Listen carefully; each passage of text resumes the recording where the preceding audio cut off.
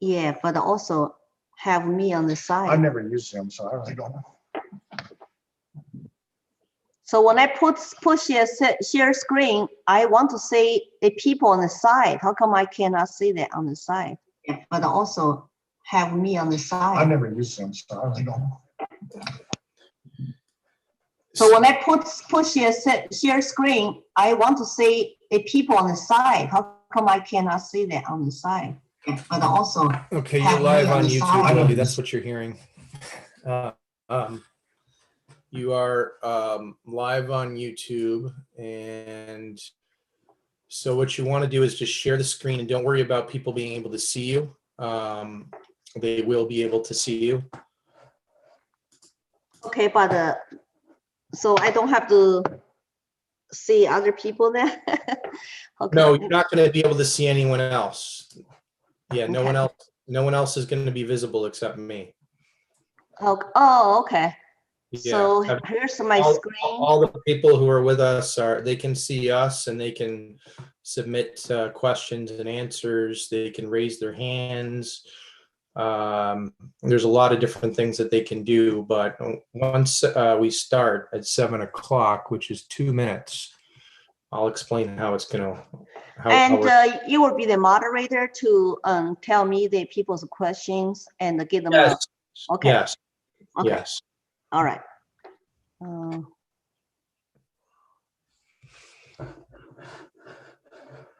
Where'd my screen go? Of course, that closed. Okay, great.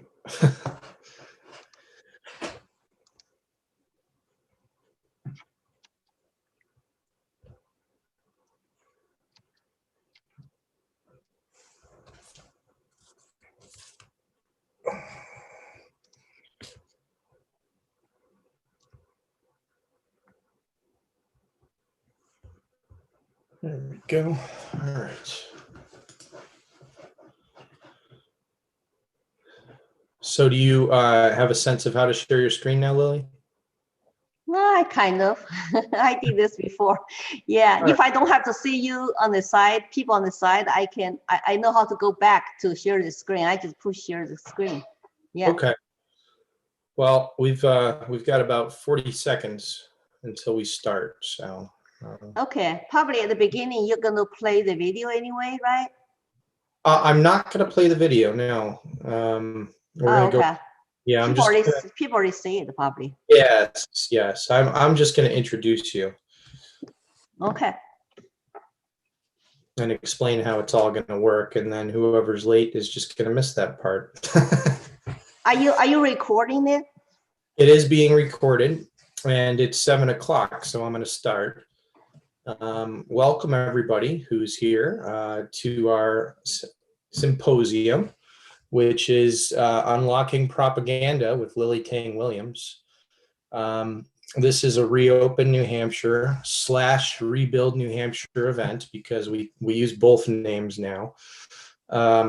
We thought that we were going to rebuild New Hampshire and focus on that, but as we all know who are in attendance here, we're not reopened yet, so we still have to work on that. But we also want to rebuild New Hampshire because once things get back to normal, that is definitely something that's going to need to be done with so many lives and livelihoods affected.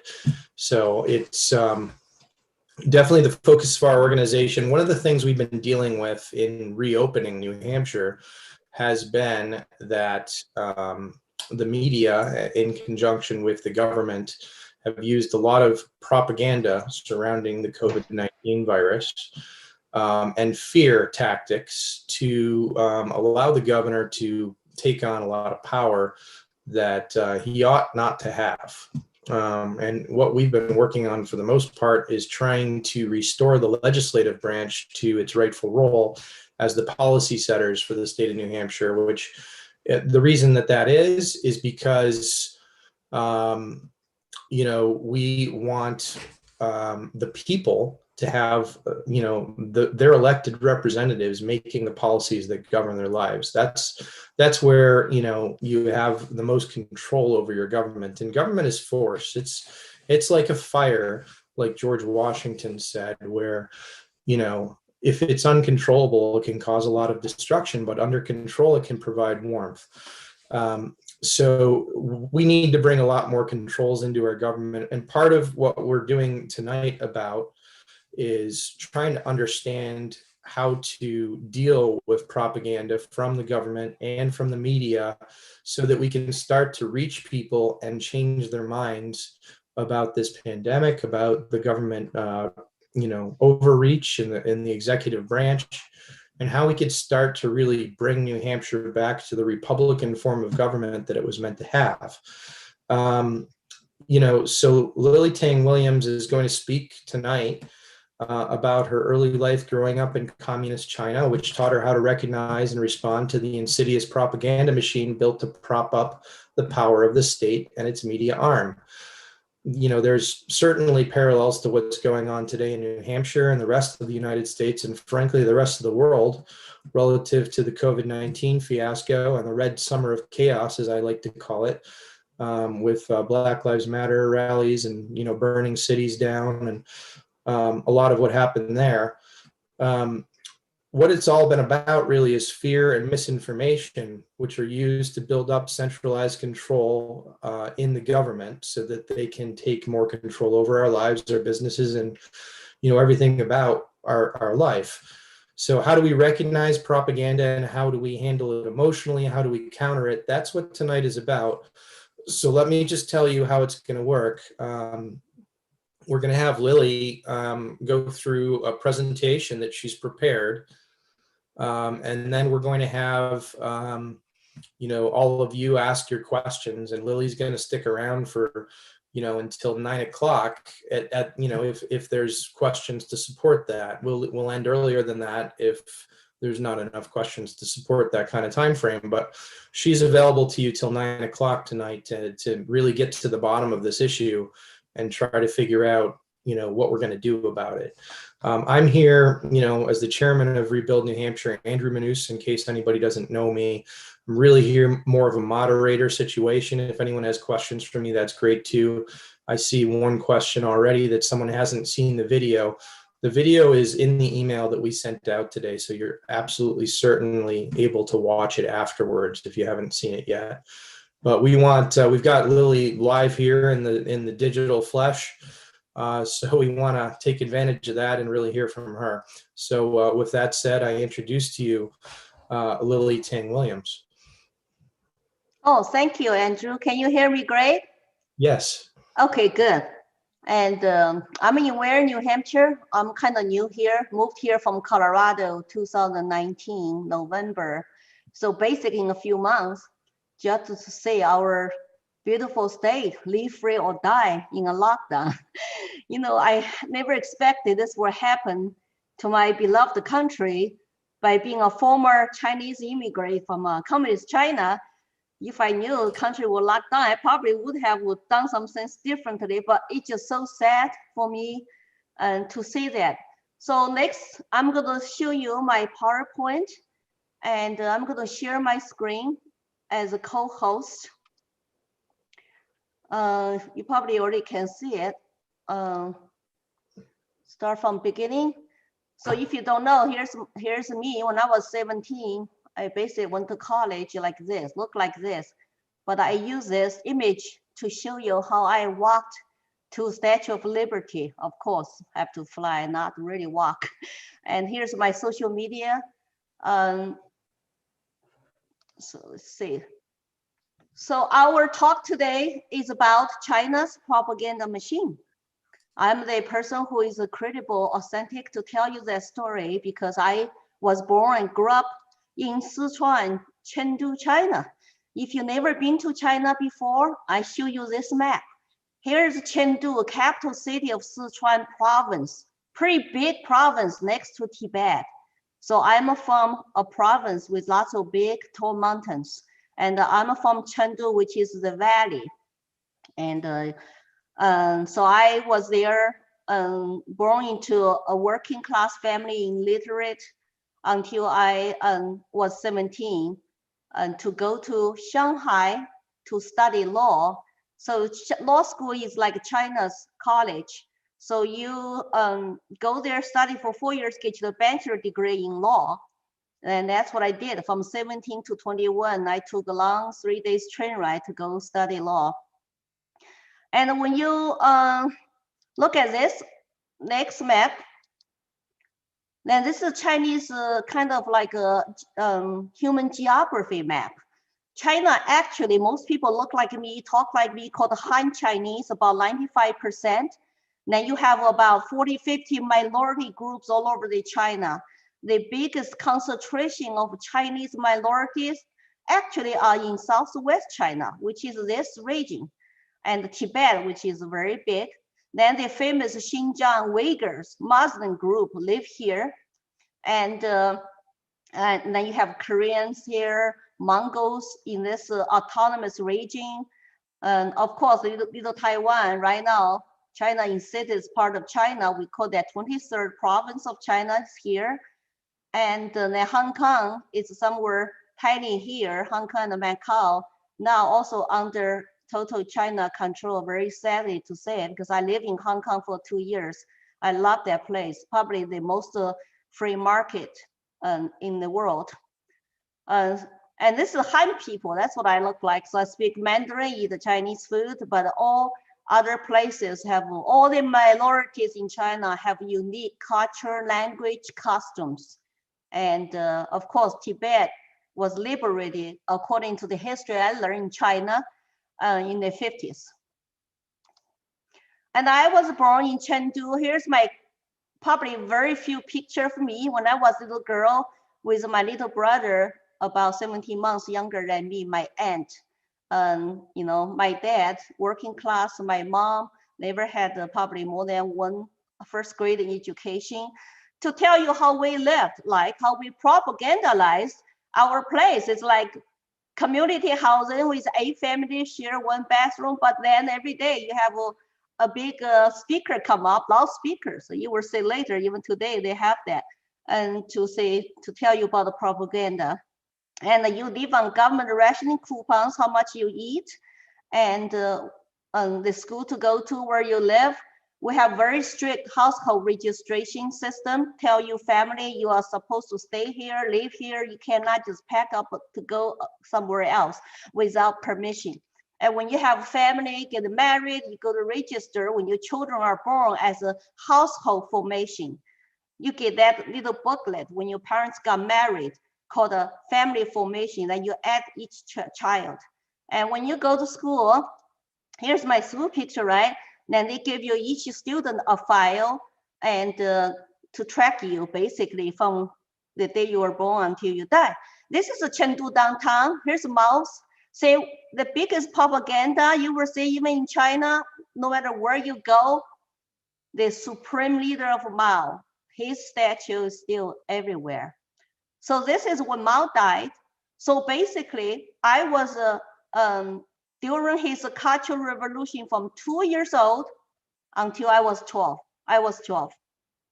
So the propaganda is always like this, right? You got a statue, you got a posters, you got those slogans, and you have all their portraits. And every day you go to school, then you sing Mao songs, you say Long live Chairman Mao, long live the party, you study his read little books. And I remember that we treated him like a god. So when he died, we were so sad. Because we've been saying that for 5, 7 years, long live Chairman Mao, 10,000 years, another 10,000 years, double 10,000 years. How could he die, right? You never can figure out as a child because you never knew the truth. Your whole life was just inside of that huge lie. And when I finally realized when Mao died, somebody lied to me, that's when I start my long awakening process. But it was difficult.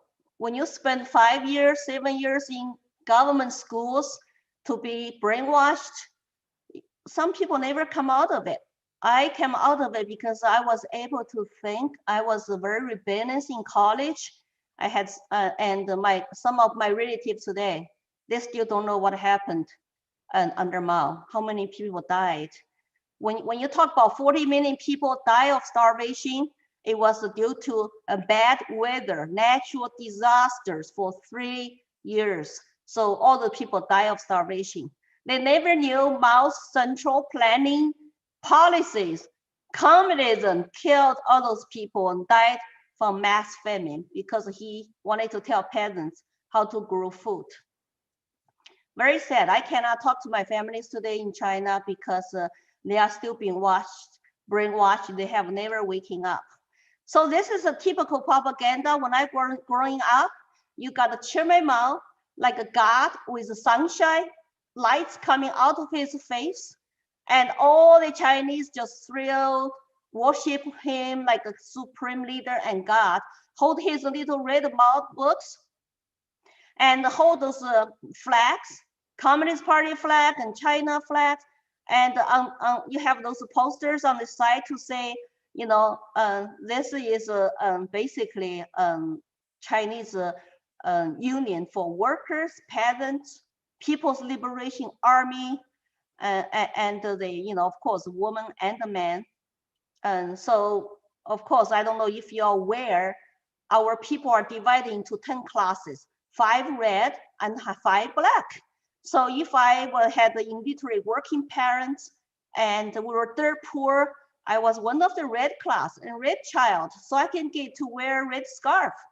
If you're from 5 black families, and like landlords and traders, counter-revolutionary, rightist, and you can never wear red scarf and you will be classified as a black.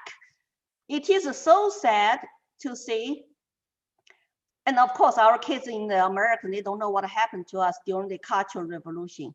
Because of the division of 5 red versus 5 black, they put so much hatred in you. So if you're a black child, you hate your parents, you hate your grandparents who used to be rich or capitalists, have land, and you wanted to change your last name. You wanted to tell party, oh, they were bad families. I want to draw the line with them. I want to denounce my families. I'm going to change my last name. So lots of people during the Cultural Revolution changed their last name in order to draw the line. So I see the similarities today. You see some families, kids turn over their parents today just because they went to so-called the Capitol riots. But there's similarities for sure. Back to the today, even though I went through Cultural Revolution, I woke up, came to this country, guess what? The political system in China is fundamentally the same. Because of the open reform economical policies under Deng Xiaoping, people did become better, richer, and you know, we were not starving anymore. We had a lot more material wealth, but still one party rule, which is China's Communist Party called the CCP. Because the one party rule, and I want to introduce you this system called the Ccp Control the Media. Basically, that's everything. When you have one party rule, even though they have a symbolic and state council, people's congress, you know, chairman, she is a party chairman, but also military commission chairman, and but also country's president, but no votes needed. Nobody is ever elected in China. So it's all appointed by the inside the party system. And so of course, the biggest propaganda department under Communist Party is called, and actually CPD, right here, right? CPD basically is the Central Commission's China's propaganda department. So you say they control the print media under, this is the bureau, and newspapers, about over 2,000 newspapers in China are controlled. Of course, eventually all newspapers are controlled. You can have some black market once in a while, something get printed, but quickly will get confiscated. And this broadcast media, which is run by basically the state administration of radio and TV. Then you have the famous CCTV and all the way down to the provincial level, city level, sometimes it's all TV system. Then you have this many TV channels, including local, and then you have a shortwave radios and the international radio broadcasting, about 34 of them to 17 countries in their languages, all under this line. And the book publishing, we have a government school monopoly, and so all the textbooks and stuff are belonging to this line, and this is press. So they control, so basically about 1,100 publishing houses, over 9,000 periodicals. So there really no free press. And when I run into a reporter from NPR in New Hampshire, when he asked me a question about Joe Biden, do you think he's a really like socialist or something? I say, you might think he's a moderate, but he's backed by all socialist and Marxist people behind him. I say, if that happened in our country, you as a reporter will not be a true reporter anymore. You'll be working for government and get licensed to be a journalist. You have to pass the state exam in order to test your loyalty, in order to become a reporter. So you print whatever basically one party system wants you to print. Now, of course, you have a huge internet control in modern world. And this is a cyberspace administration of China called the CAC. And they have a lot to do with all the internet and with the 50 Cent Army. I don't know if you are aware of this army. About 300,000 of them get paid every time they troll somebody or post something on internet. I got attacked by them on my Facebook page. I have to keep deleting them because they just come in, attack you, distract you, and say the same thing over and over again. They will never argue. They just call you bad names. I was called all kinds of bad names. And then recently you have 170,000 Twitter accounts were tied to Chinese government, the state propaganda were deleted just last July. So you can imagine how many Twitter accounts, Facebook accounts they have in this country. And this is a Chinese state and party media give you different levels. When you talk about levels, so you're talking about at the top level, which is very centralized, and you have the People's Daily, and of course, China's news services, which is under United Front. I will show you United Front later. And Xinhua News Agency, which is the world's largest state agency, largest. Then the China news services, which is targeted overseas, probably is the second largest.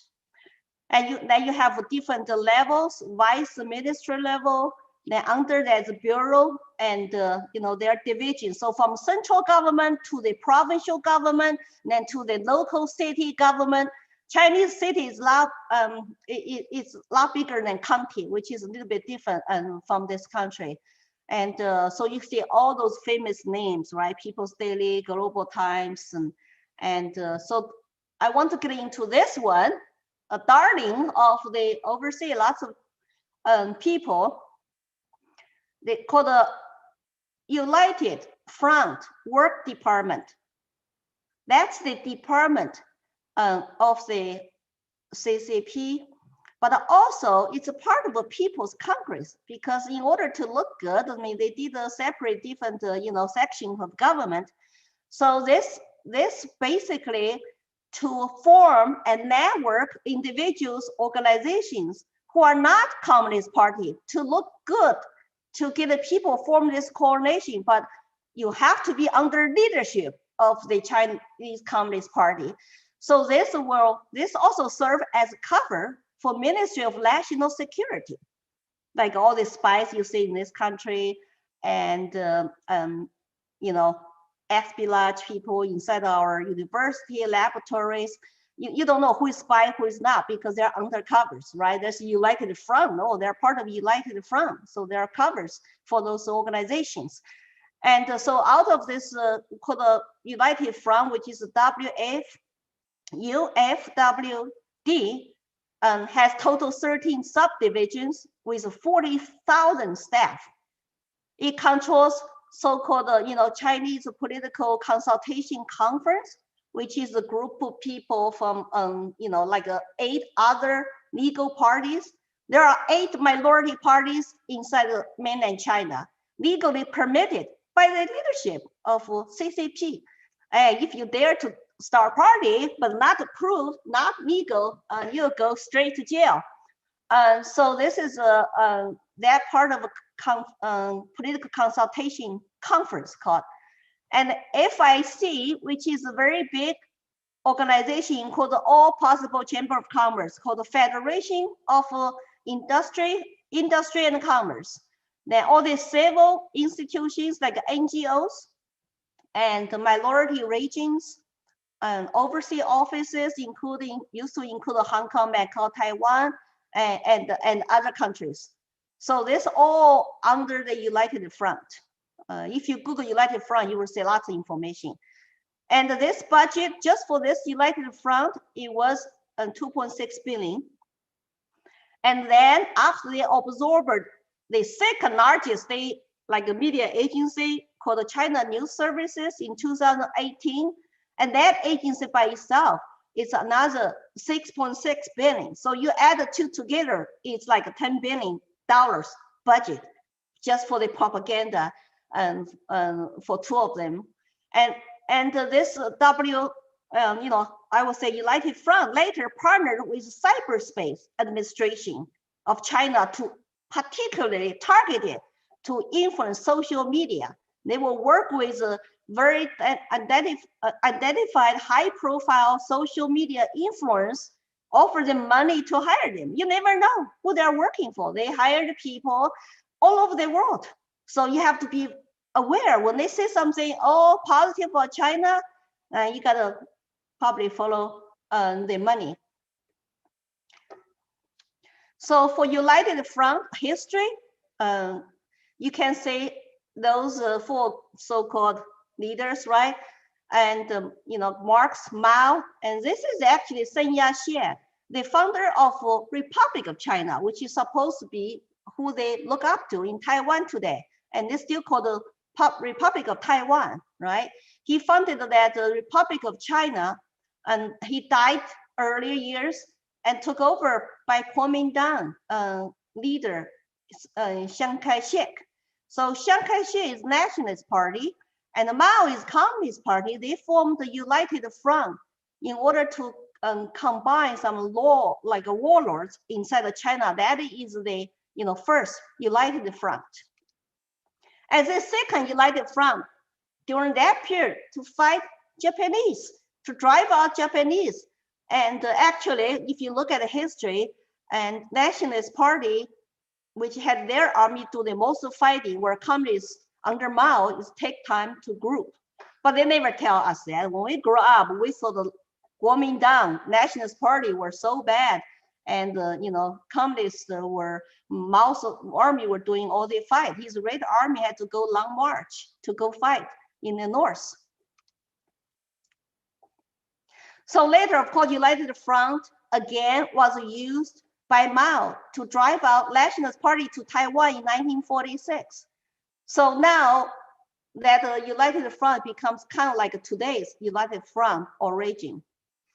So what happens that under new President Xi, he started this new propaganda. So when you talk about Deng Xiaoping started economic reform under Jiang Zemin in the 90s, and China become more prosperous, and they change their ideology all the time. So I would say China was not communist anymore under in the 90s because they were more fascist. So you can allow to start your own business, have your own private companies, but then just have to comply with party's PC in political stage. But when Xi took over China, I think that we call him kind of like a new Mao. He's a hardcore, more communist. He said that we need to revive China. And so he started his propaganda called the New China Dream, like versus American dream. But the China dream, remember, it's never Chinese people's dream. It's Xi's government, Chinese Communist Party dream. That means China will be the largest economy in the world, and our country will be, making big high impact in the world. And this is something poster you see. So not just, I saw lots of posters in China during the Cultural Revolution. You go to China today, you will see posters like that. And people just walk by. Now it's all bilingual, and then it's also on digital format. And this is a village today in China, started 2019 under Xi, and see all those posters. It's like turning into main street of the whole village, like propaganda street. The posters, party histories, anti-corruption. Then you have loudspeakers on those telephone lines. It's just like a cultural revolution, like 6:30 in the morning, or sometimes in the morning 3 times a day, they start to talk about the propaganda, news, and the great job that the Communist Party is doing. So this is Xinhua News Agency, the biggest like a state propaganda agency, and have hundreds of offices overseas. You gotta be aware of this. There's one something like even a screen by them in Washington, D.C., very close to the capital of our country. It's Xinhua News Agency. And this is propaganda in New York City, Times Square. They spent lots of money to have a big billboard and ads in Times Square to show how prosperous China is, and the Chinese Communist Party is leading Chinese people go to tomorrow with China dream and prosperity. When I saw that, I feel so sad. It's like, what are we doing, Americans? I've been warning people for past few years about this. And then you have Chinese dancing groups come to America to perform. And this is a China ballet group. What are they performing? It's PLA and Red Guards dances, like holding guns and wear those uniforms and all those red armband called the Red Guards, kind of remind people like, oh, what China history is, and we're not really that bad. Look, we have come a long way. And this is Confucius Institute. I don't know how much you know about that. The Confucius Institute have gone to lots of foreign countries and to so-called spread Chinese culture and teach Mandarin Chinese. I was aware of this when they first come to the United States, I think in the 2006, 2007. And later they went to our not just high schools, but lots of colleges. Guess where this is? University of New Hampshire. I don't know if you are aware of that. And I think that under Trump administration, they had come down very hard on Confucius Institute. So basically, according to the State Department, by the end of last year, and they're supposed to get rid of Confucius Institute. So they come to your school, offer you money to send you teachers to teach Chinese and Chinese culture. But the school have to sign agreement. You are going to withhold China's laws, not the US Constitution, China laws. Marco Rubio, you have to give him a credit. He later said, either you take a foreign money, if you have a Confucius Institute on your campus, if you do that, we're not gonna give you US grant money. So lots of universities start to realize what is gonna happen to them, and also probably learn the lesson about how China censored their teachers and trying to propagandize their students on US college campuses. So more and more schools closed. And you know what happened? Last year, pandemic, COVID-19. They cover up by Chinese government. It's to me, of course, I watch Chinese news. I listen to Chinese interviews, some even authentic tapes and audio tapes, and the videos come from inside China firsthand.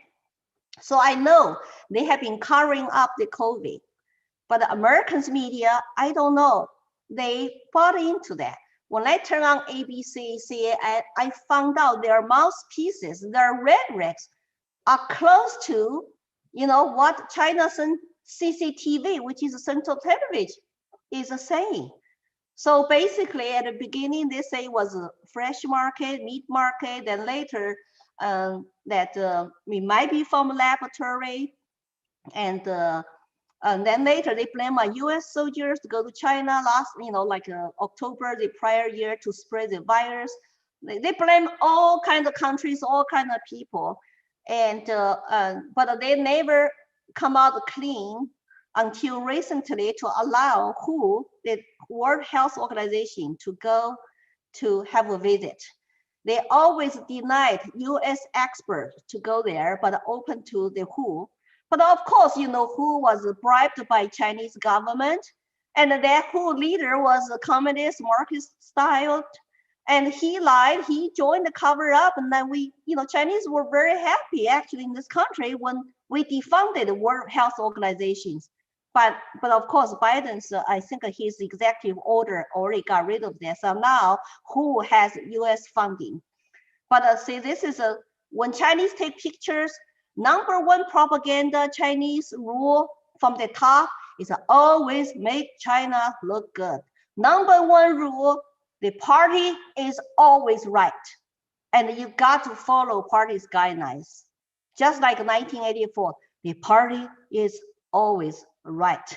So when you want to make China look positive, even you don't have faces, smiles, you hold Chinese flag, to say, China did a good job with COVID, even though they locked down Wuhan,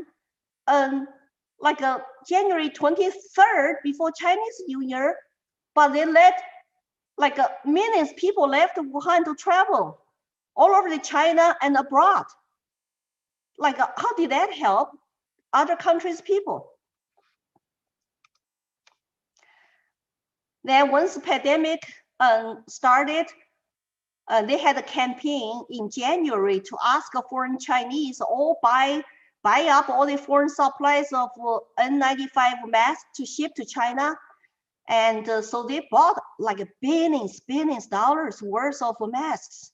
So we all had shortages, remember, including other countries, Italy, Spain, this is East Europe.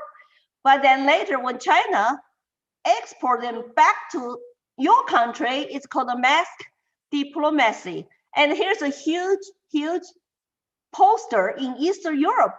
There's a Chinese said, thank you, big brother Xi, okay? Because they're selected, they choose a country that's gonna give you, actually not give you, sell you masks. And, but then with conditions, strings attached. United States did not get much because they did not like Trump and they wanted to fight him. So the US side, I remember when my friend and I tried to donate some masks to US hospitals in the past spring. And I tried to tip the local ABC channel to say, hey, we have some masks we can donate to New Hampshire hospitals. They never interviewed us. And later I figured out, oh, I forgot. ABC has actually, their parent company has deal with China. They're part of Chinese business deals.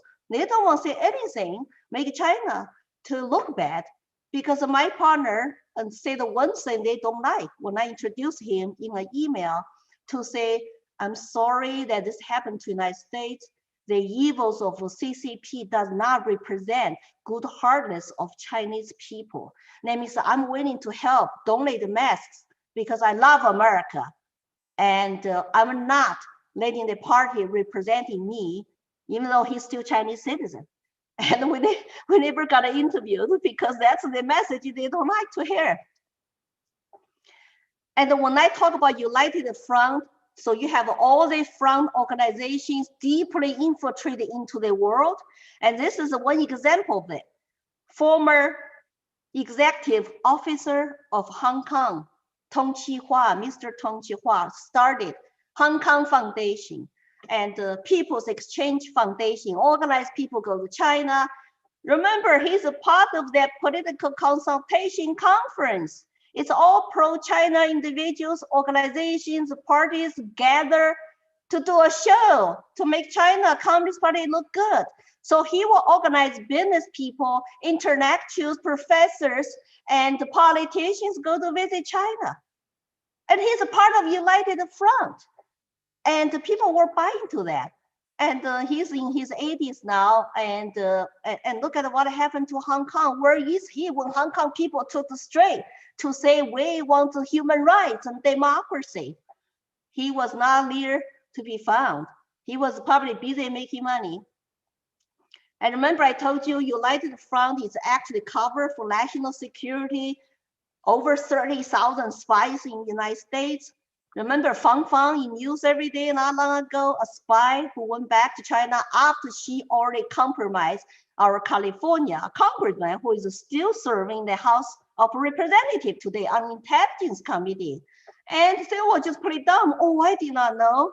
You know, how come he was not called to get impeached, to step down of his committee positions? Double standard. And Fang Fang escaped, went back to China to go hiding. Talk about Black Lives Matter, Antifa riots for months and months. And I don't know, the major media will never report this, okay? That the Chinese is funding money through two pro-China organizations. And one organization is called China's Progressive Association. They have a chapter office in Boston, and they're the one who will work with Chinese consulate to put a Chinese flag at the top of the Boston City Council building when China celebrates its birthday. Sometimes when I go to Boston, I always feel a little bit creepy, you know, because I have been watched on my Facebook page, you got warned. And so when you're trying to donate to this Marxist organization, and remember that they have monies and through progressive pro-Beijing organizations to support those two organizations. One of the foreign policies I read in China's papers, so-called white papers, is to cause chaos in foreign countries in order to benefit from the Western democracy countries' chaos. So I hope more evidence will show up, will come out. So after you listen to all these summaries of stories, of course, I will leave you lots of time for questions. So the conclusion is be aware the CCP propaganda machine has infiltrated into our schools, into media, also into our churches. You know, there are Chinese churches who never encourage their people to be politically active, to even vote for conservative side, because they took money. They took money, right? I mean, like the Chinese newspapers in this country are also funded. The China Watch, which is pages, basically China Daily, a mouthpiece of overseas Chinese newspaper and the internet broadcasting. They actually paid $19 million, 2020, to give to newspapers and the media organizations in this country to promote their propaganda. But the people who get those newspapers, they don't know what it is. They just, oh, China Watch, who is funding that? Who is that? It's insert into like a New York Times, LA Times, Washington Post, and they even get a People's Daily English version even got delivered to our Washington DC politician's office daily, free of charge. And how come they don't question, is this propaganda? You know, I don't mind they read it if they know it's propaganda. But what I'm afraid, when you walk down the street of New York City, you see, you know, China Daily English paper is just outside, 25 cents. Everybody can buy it. Do people know what it is about? Make you wonder, they never reported lots of COVID cover-ups, even true numbers. They never questioned China's numbers. China's death numbers on COVID and the case numbers on COVID just stopped reporting to the world, to WHO since last summer. It's very small numbers. It's like nobody even called them out on that. They're too busy fighting other things. So you have to be aware, corruption of our government officials and our business companies, Wall Street, our civil institutions. Do you know that what Trump did piss off Wall Street? He was briefed by people who knows about this.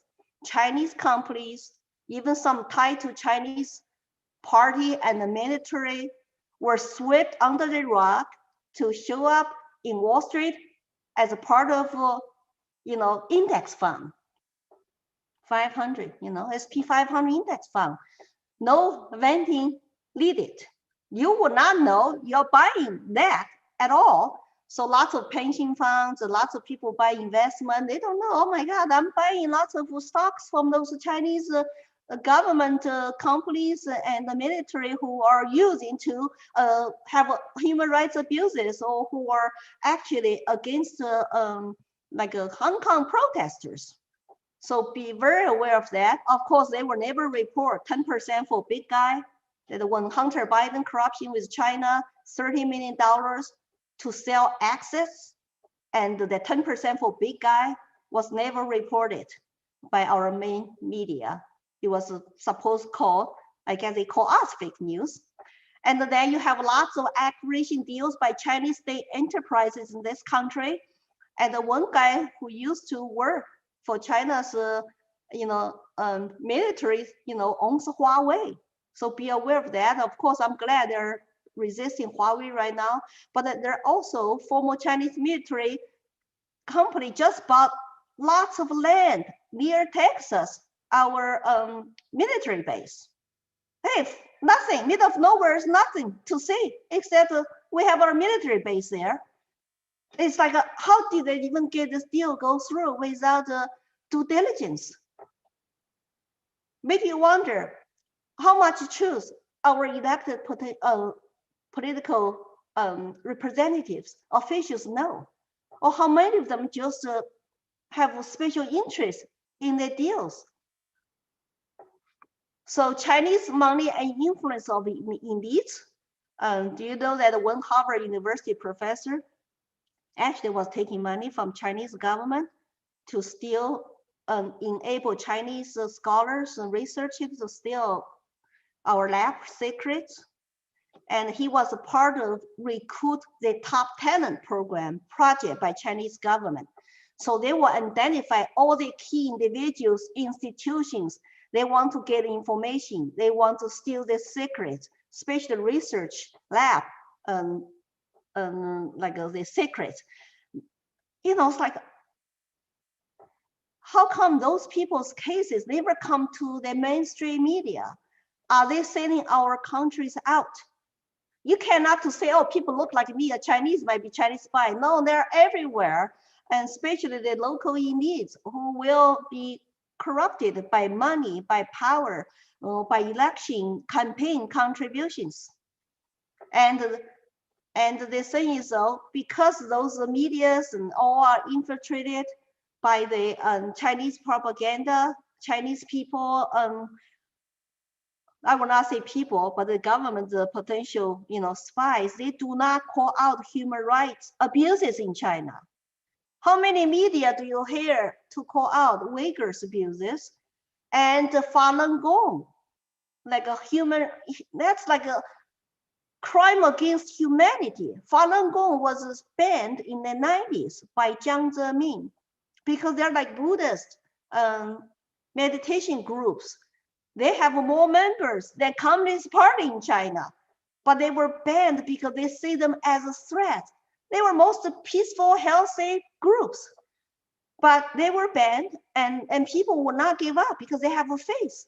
Then they get thrown into jails called black prisons. They never have trials. They never even have a attorney. They just disappeared, called black prisons, prisoners of conscience. Then they harvest their organs to sell them, fresh organs. Think about where they come from.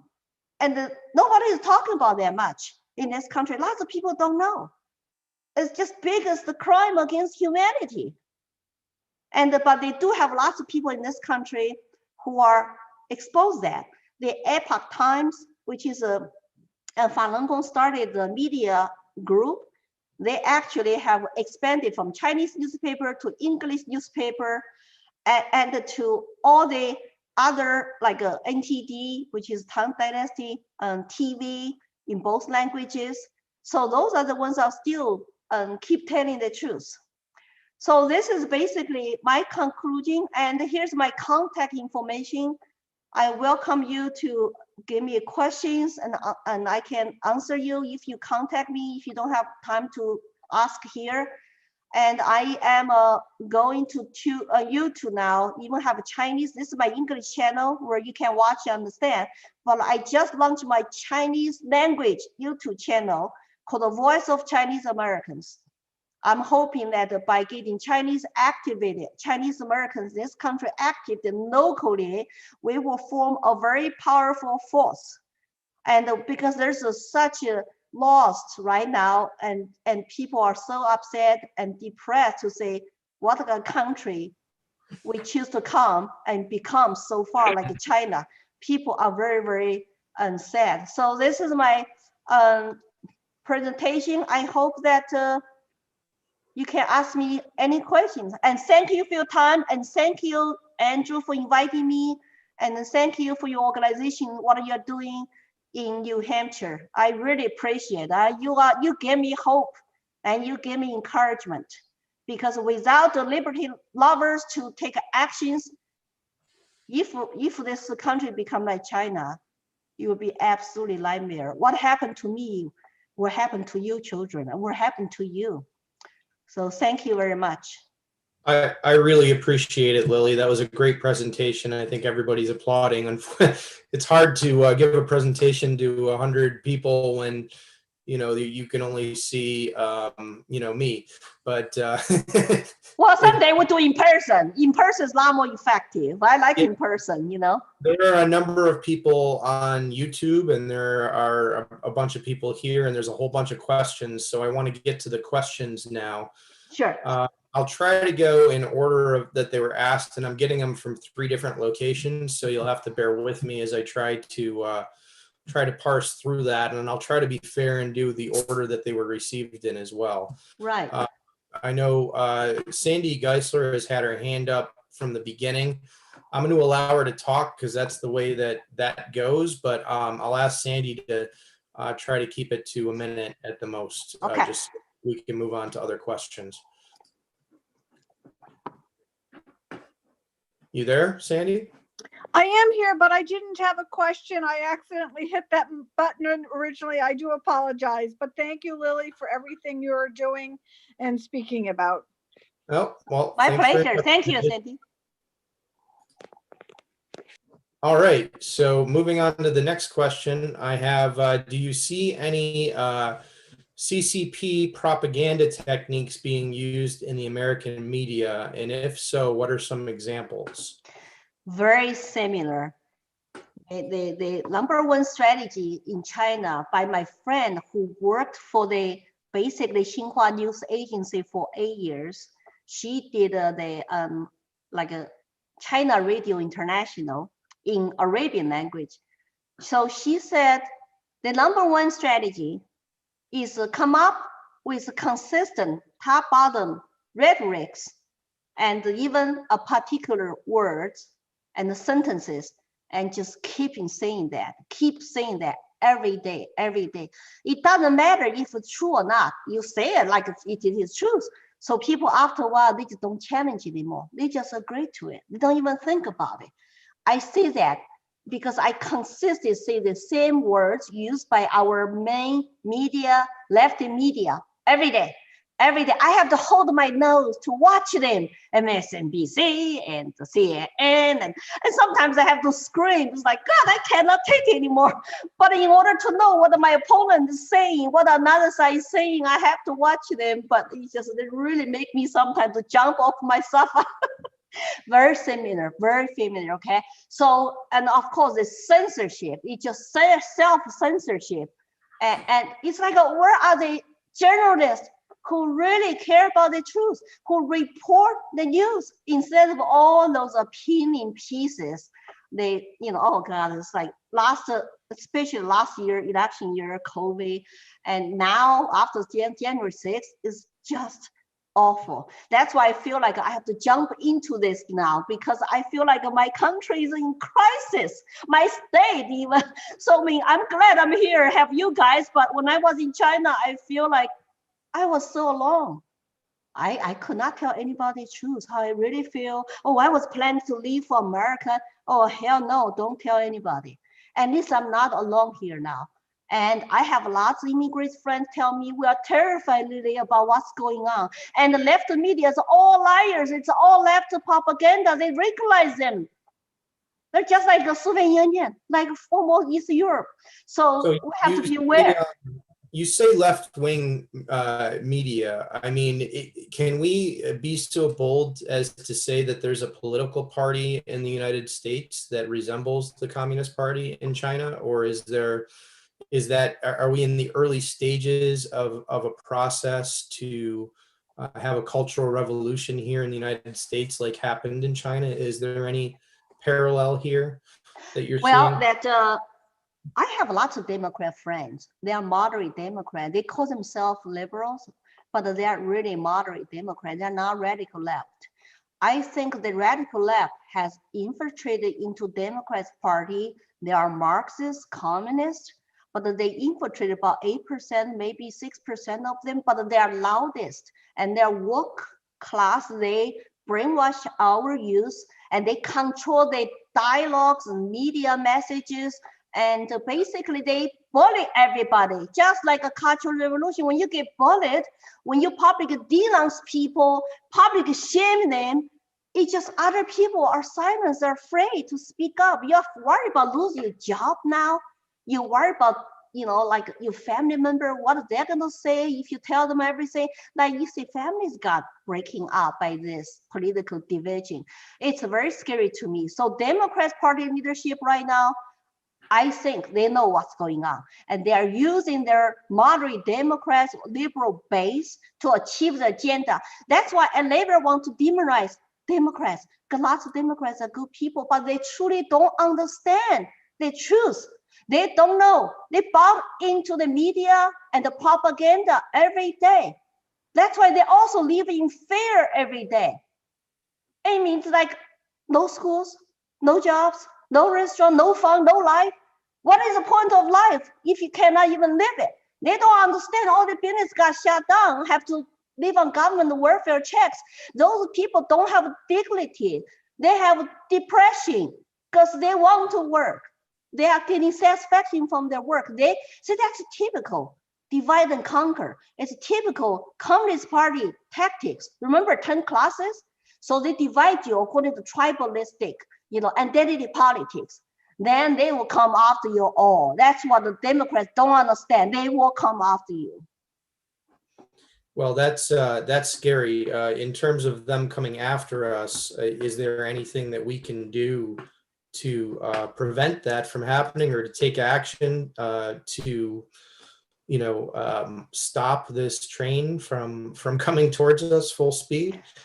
I have been trying to activate people in local politics. See, when you just argue on social media, when you just call Democrats bad names, insult Biden or whoever, it's counterproductive. You want to use your true information to educate our people in the middle or even potentially on the left. If we just like talk to our own people, it does not increase your numbers. We are outnumbered right now. We need to win people's minds and hearts by sharing information and open up their eyes. That's why I go to liberal colleges. Even Democrat teachers ask me to go to their classrooms as eyewitness of communism. I stay out of politics, only talk about what happened to us under Mao. And they are so touched. They feel like that was a good story for their students to know. But if I lecture them, nobody's gonna listen to me. So we have to really get involved, but we have to mind our effective strategies to win people over from another side. Otherwise, you are going to watch our country go down it too, because all our young people don't listen to us, listen to another side. So our massive public communication message is not working out. That's why I wanted to do this to YouTube, so I can tell my stories. I can use soft tone. And I can tell them about what's going on with China's propaganda, for example, right? Well, that's a good segue, Lily. I have a couple more questions along the lines of the previous questions, but I want to, I have two questions about your history. What brought you to the United States from China? How did that all happen? And then before you came, could you talk about the Cultural Revolution and what that was like, what they did to take over, and how it resembles what they're doing here? Well, Cultural Revolution, well, of course, Mao used that, especially Mao used the useful idiots, the young people, Red Guard. He shut down schools. Remember, Mao shut down schools, so young people have lots of time in their hands to do political campaign every day. Then they put the posters on the wall. They go public shame people. They go door to door, knock on their door to scare them and bully them, to turn over their private properties that belong to the four old.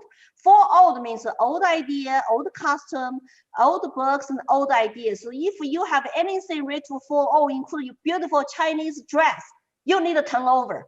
So that's how people were burn books and burn dresses before Red Guard showed up. And the Red Guard was used for Mao to purge his political enemies. Mao was king of the propaganda, get all millions of people excited, worship him like a god, and nobody can stop him. Then he finished the use of Red Guard, sent them to countryside for 10 years. My uncle, 3 uncles were sent to countryside, called re-educational by peasants campaign, and come home without skill, without wife, without kids, and their life was basically ruined. And I saw that happening to them, but I was lucky enough. I was young. I was at least I went back to, I was never went to countryside. I just start to wonder why Mao died. He was God, he was Jesus. Why did he die? Oh, he was a human being later. So when they told me Mao was a human being by the party later, I was so lost. It's like a lost religion. I start to question. I said, well, what do I look forward to now? Okay, college restarted. So I put all my efforts. Remember, I'm from literary parents and families. So I have to rely on myself to study, to pass this nationalized college exam to go to college. I start to search my soul and truth in college. And finally, I decided, after I become faculty member of the university law school, I said, China is not for me. I cannot change China. They will never have a rule of law under one-party dictatorship. I'm going to go flee to the United States because somebody told me about the Declaration of Independence and the pocket constitution. I said, oh my God, I have all those guaranteed individual rights. My light bulb came on. I never knew those individual rights. I was created by God. I said, I gotta go. So I had to plan my flee for 2 years to go through university channel, to come here legally as a foreign student in graduate school, get a sponsor, raise $100 and $1,200 in debt. I came to this country 2 months before my 24th birthday. But took me 20 years to completely wake up in this country. So I always tell people, yes, I was educated once in China. It took me 20 years to get rid of it. So I educate myself with my husband's help to become independent thinker. So I totally understand today's young people. When you were brainwashed, you had no truth, you had no access to truth. What can you do? You truly believe what they put into your head. It's very sad to me to watch that. And you met your husband in college or after college? I met him the first night when I arrived in Austin, Texas. He actually was at home with his mom. His mom was a dean of the School of Social Work. I went to that school. She was my boss. So my sponsor's next door neighbor to say, oh, go say hello to your dean. And I say hi, and John was there. So we met the first night. It was like a destined to be, I guess. It's like a fate. Chinese believe in fate. So we become friends. He taught me English. I had to take notes every day.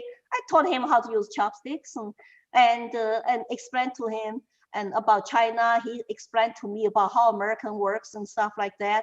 Then, 18 months later, we got married. But he was the most influential person in my life to open up my eyes because I was, so indoctrinated.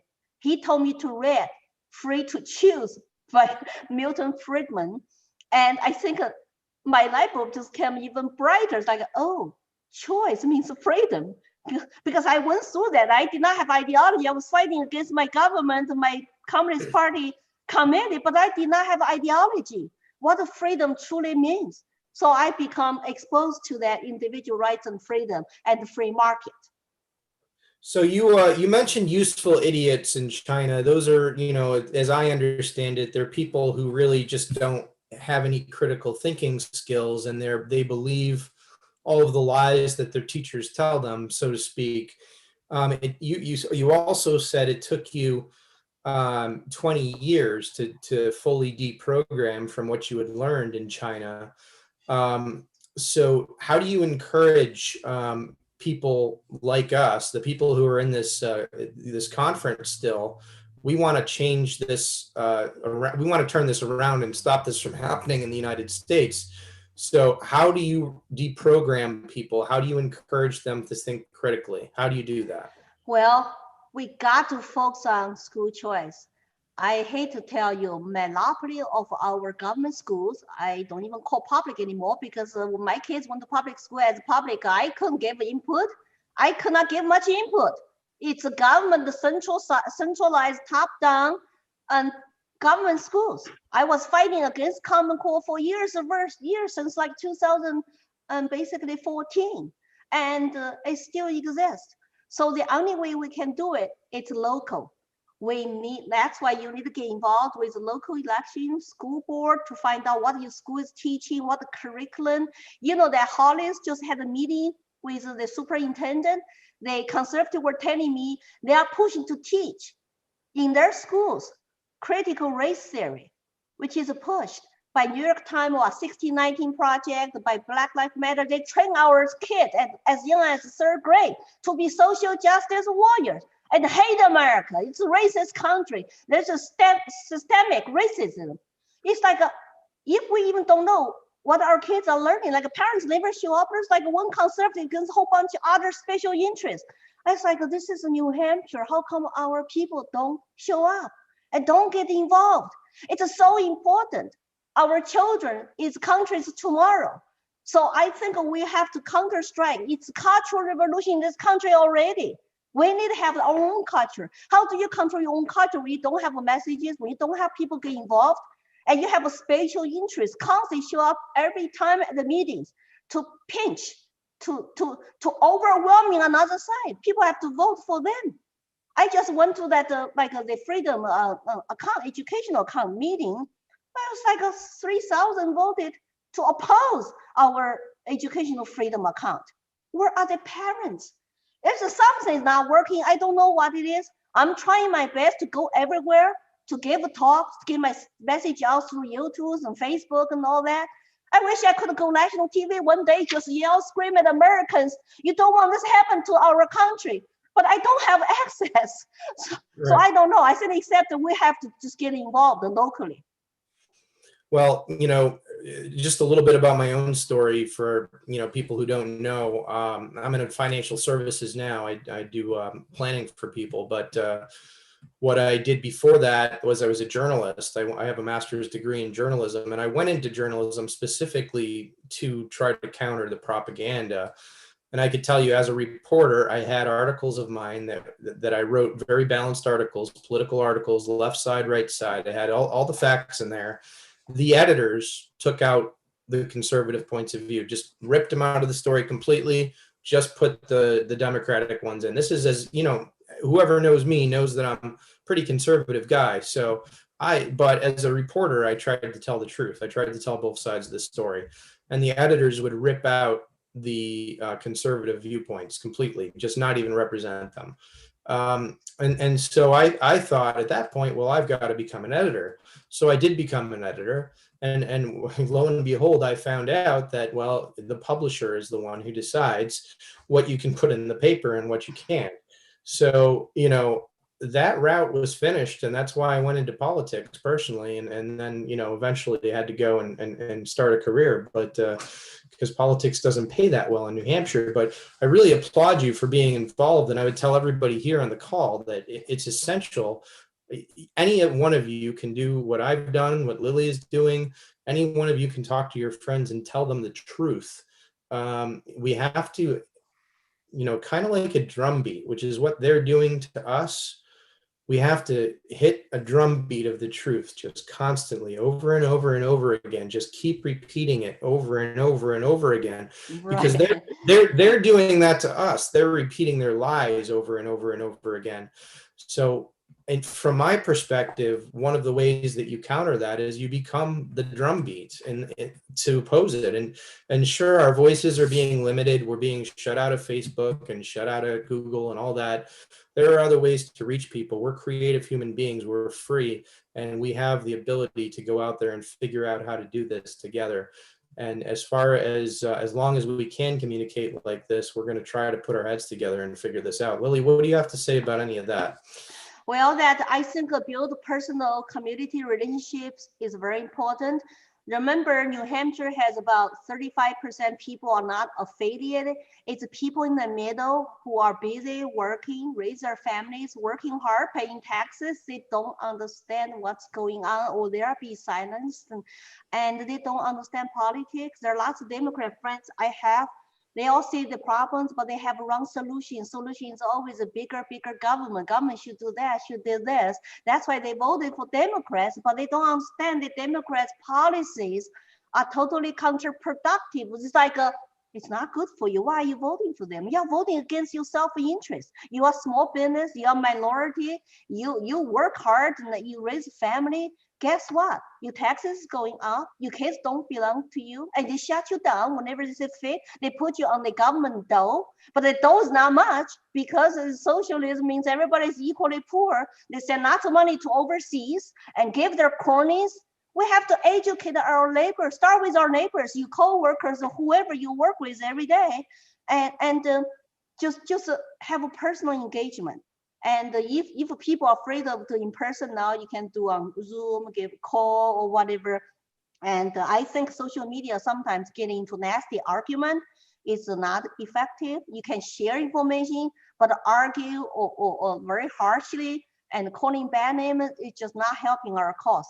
That's why sometimes I hold my breath whenever I see people arguing and calling each other bad names. It just become like divide and conquer again. Our people are so divided. Remember, 90%, 99% of people are just regular people. You're not the 1%. And they are our enemies. They want to have the world belongs to them. They're our masters. They jerk the chains on our necks every day. They don't even show their faces. So we're fighting each other. So. Well, I appreciate that a lot, Lily.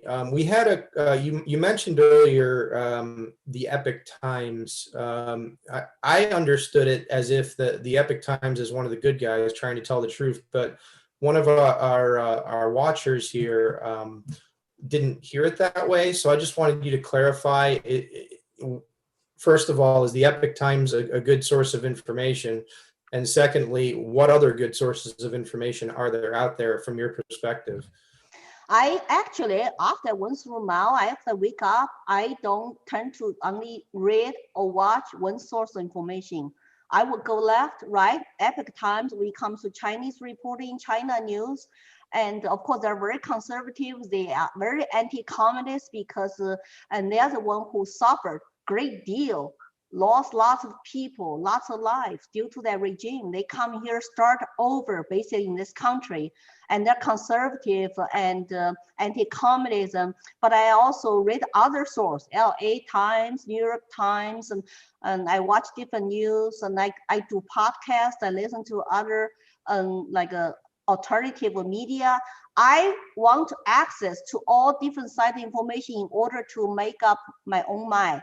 I hate to just watch one or two selective channels because everybody has their opinions, has their biases. What if another side do have some, good information? So I think personally, I just ask people to be open-minded, to go check out lots of sources. But if you go turn to China daily, you're going to be indoctrinated by China propaganda. As long as you know that's propaganda, that's okay. You need to look at what they're saying. It's all positive news about China. I guess people are still confused about the Epoch Times. Is that what do you think about it directly, that publication? I think that publication is pretty accurate when it comes to supply them what's going on inside China. So I read their news about China. I read and I watched their TV called NTD TV, English and the Mandarin Chinese both, especially when it comes to China news, because I don't live in China. I cannot even go home now. I probably was warned, don't go home again. I'm a wanted criminal. So I have to manage just to get the news from them when it comes to China. And so if you want to know what's going on with China, and they have people who speak Mandarin who will analyze all the information for you. So that's where I will turn for China news. So for American political news, there's so many other channels you can choose from. And I don't have to tell you, yeah. Okay. So I have some people who say they're getting involved in local committees at town. The question that this person has is, do you think asking why when people push a communist agenda helps break down their ideology? She said that her name's Jessica. She says she's trying to stay focused on policy and truth. So does the question why help identify people coming from that far left agenda? I think that the choice of words are very important in local politics or communicate with your fellow citizens. Some people might have a natural tendency to resist you when you talk about, oh, this is communist, blah, blah, blah, this or that. If I go there and say that, I may have more credibility because they're just going to call you racist or white supremacist or whatever. So whenever you use those kind of ideology terms, they might have resistance. So I think that if you use my name, for example, I have a friend who grew up in communist China. She thinks what we're doing, this is what they did in China. I think probably it's more, have more possibility to connect with people. And so I try to testify, for example, always refer my personal experience. It just has more, credibility, right? And nobody's gonna call me, I make it up. So it depends on situations, how you word yourself. Generally speaking, you want to focus on policies, ask questions, and stay away from ideology name calling, because lots of people in the middle, even though you say, hey, that's communist, but they don't understand they don't understand communism, otherwise they will not support this, right? So they don't know. So feel free to use my stories and my messages, but trying to use questions and use more softer tone, focus on policies and the consequences of those bad policies are very effective when you use examples.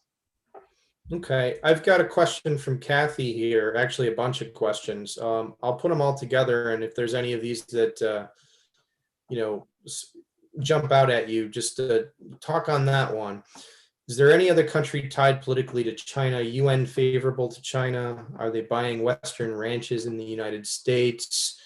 ICE spoke in New Hampshire a few years ago. A Chinese lady spy took many blueprints at Bronzecraft, Nashua, and also a spy in Massachusetts did too. I guess that her father's been speaking out about communism for 50 years and everyone called him crazy.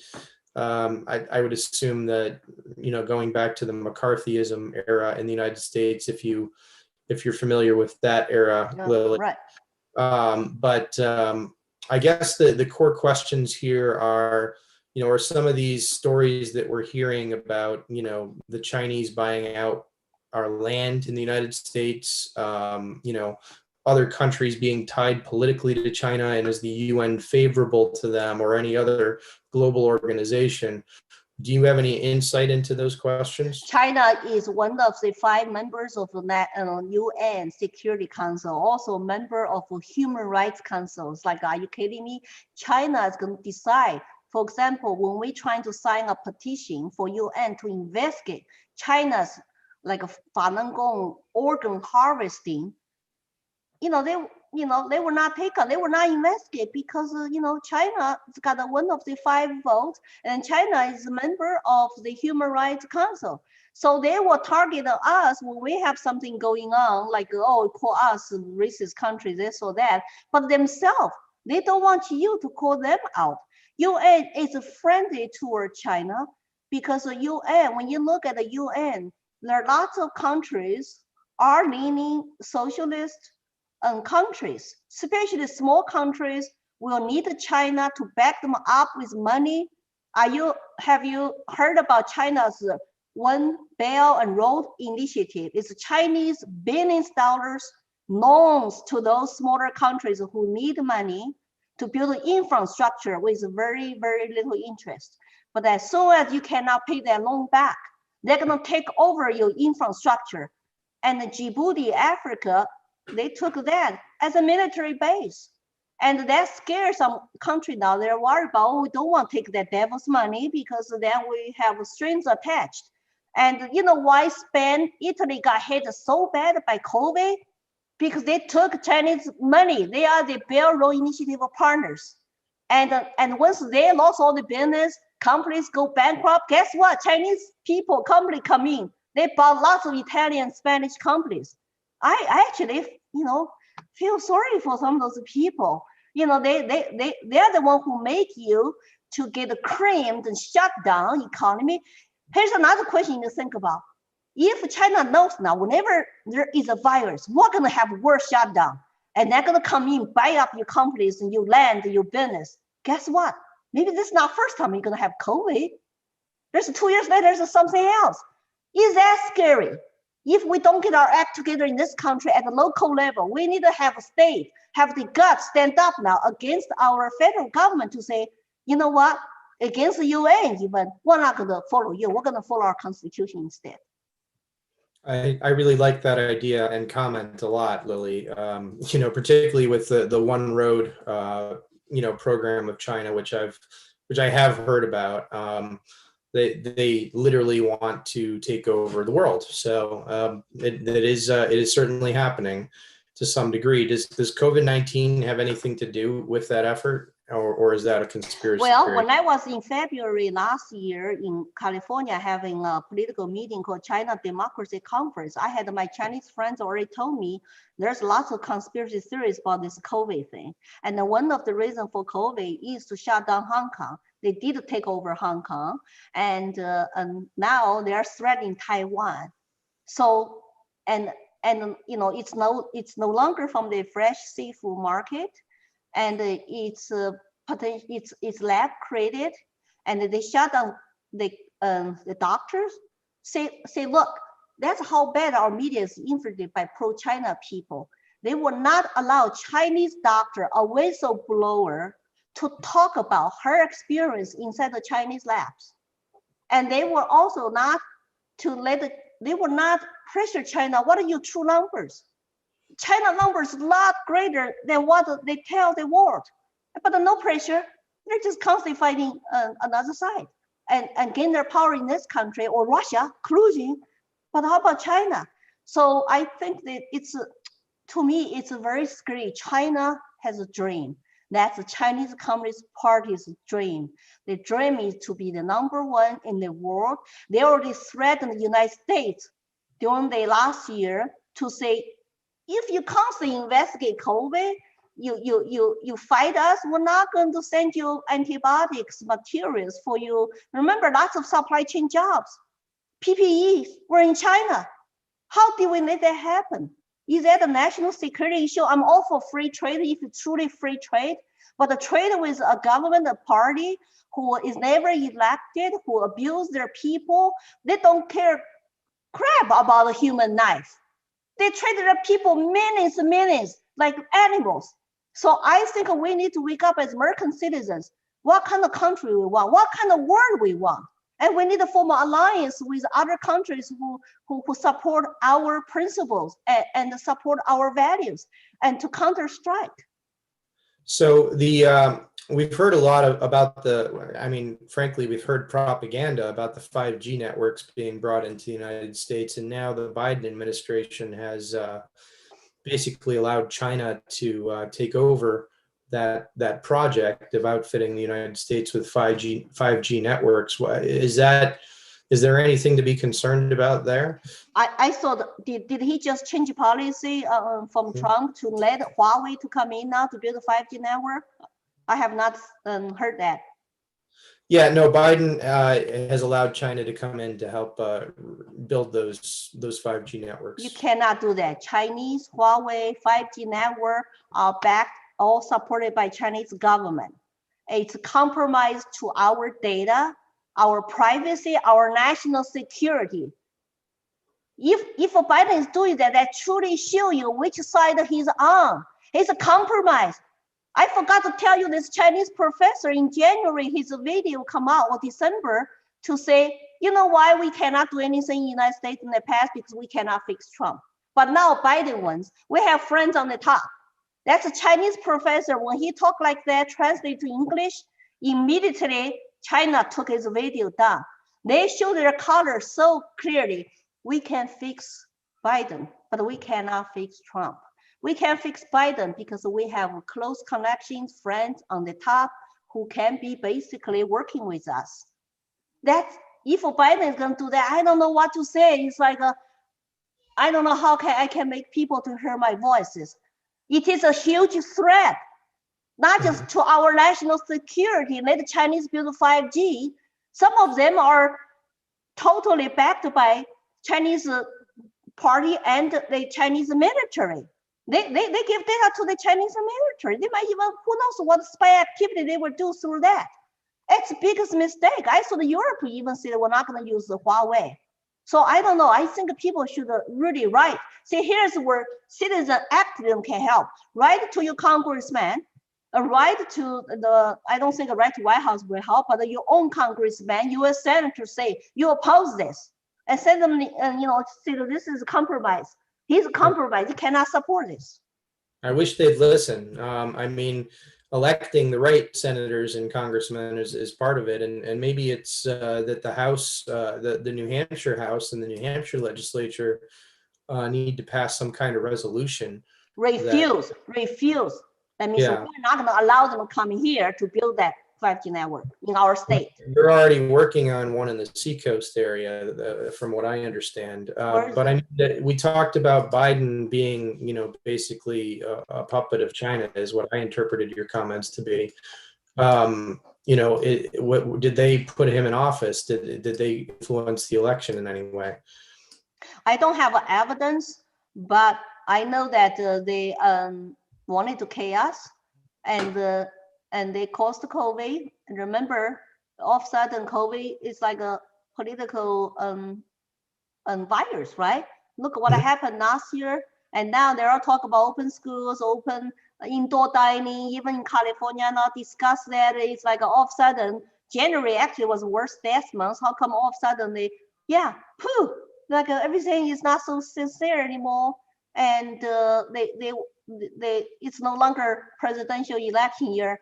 I just feel like something's very fishy, very smelly, but I don't have a hard evidence, but I have always something in my back of my brain. This is weird. And look what happened. China celebrated when Biden won. They even had the fireworks in Beijing, urged by, of course, you can have fireworks and protest celebration, everything in China without the government approval? Of course not. So whenever they have a protest or celebration or fireworks or something like that to get involved with politics, like against Japan or something like that, it's always because the party urged them to. So if Biden did that and the Chinese company come here to build a Huawei or even build vaccine, stuff like that, say hell no. We should make sure New Hampshire do not let that happen.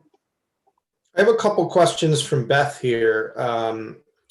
One of them relates back to what you were talking about when you spoke about the Chinese performers coming to the United States to try to normalize China in the eyes of the American people. Do you you personally escaped from China, which seems like it's a very difficult thing to do, but do you ever find traveling performers escape and ask for refugee status in the United States? And I heard story like that, but not, personally, I was not approached by anybody, but I was approached by other people who come here legally, but want to stay, really don't want to go back to China so bad because they're Christians or because they just think like this China is just, another country they want to live in. They're all trying to figure out how to stay in this country. Really, as far as some young girls, single, want to find an American husband so they can stay in this country. And especially the Christians are afraid of any potential, of course, prosecutions and stuff like that, especially if you go back from the United States. So it's, I feel their pain. I feel for them. And I don't know what's going to happen to them. Some of them, of course, they're be aware, lots of Chinese students, scholars, they are either directly or not indirectly related to Chinese government. So we have to be aware. So it's all in the, I'm a kind of libertarian in my heart. It's all individual cases. You cannot just say one size fits all. So, I'm sure there are people who come here even for, like it used to be traveling groups on tourist visa, they just disappear. They just want to stay in this country. You cannot find them. That's why when you come to China, Chinese travel agency will make you to put up almost $10,000 as a deposit. Now they probably make that even more later because in case people will escape or run away, probably $50,000 later. So I'm gonna I want to ask we've heard a lot of this is a complicated question and it's controversial. So, and it's coming from me relating to the last question. So, historically, United States has had some race issues. Currently, I think a lot of the race issues are being created by propaganda rather than, I don't believe they're actually rooted in the people like they have been in our history. I personally believe a lot of those issues are gone at this point, at least in the hearts of most people. That issue's been handled.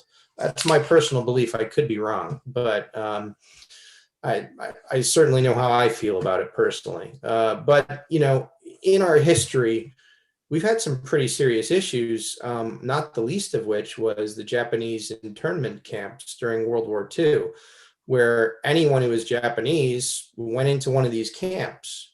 So, I mean, now we have people coming here from China who, arguably there are people like you who are 100% pro-liberty and who are coming here for freedom. How many people are coming here, for the exact opposite reason, to infiltrate our country and to try to bring us down? And how do we determine, who is who and how do we interact in a world that's free and not racist, but still stop our country from being destroyed from the inside? Well, I think we do need a smart immigration reforms. To give you example, I petitioned for my brother as citizen for him to come over, and they waited in China for 13 years, legally in line for 13 years. And by the time they came, they're older, they couldn't speak English, she learned that fast enough, and they've been working in Walmart and work very hard, bought a house, their son in college. So those are kind of immigrants who come in here, want to really achieve American dream by start from bottom, learn English, save money, work full-time.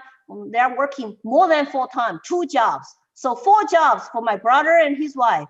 And their son was working too before he went to college. So 5 jobs for 3 people. And is that fair? When you open up the border, give people incentive to cross, then immediately have a path to green card and citizenship. But how about people who follow the law and process and waiting? So the waiting process, normally you will get a notice from consulate to say, oh, your visa opportunity is coming up, go get an interview, and they will vet you, check your background, and ask you to prove you are healthy, all the shots and this or that. And so that seems like the right way to do it, right? You basically going through the due diligence, but you don't have to wait for 13 years to come. But right now, what we face in this country, I'm not racist, of course. I feel the pain of all the immigrants who want to have better economical life in this country. But are we open up to all the people in the world who are poor, just want to come here, have a better life? I mean, of course not. So you have to figure out a smart way to incentivize people to come. I don't know what happened to the work visa. If our economy really need a neighbor to grow, then let the people have a work visa. So you can still go through process of background checks, health screens, and they don't come here apply for welfare. I'm telling you, there are people come here illegally, immediately get on welfare in California. I met them. They were my Uber drivers. They told me that's why they all went to California, so they can get welfare as illegals. Where they, that's why Chinese people in California are very mad because they're taxpayers and they have to struggle so hard to put your kids through college. And now they're giving the illegals college and the welfare, all that stuff.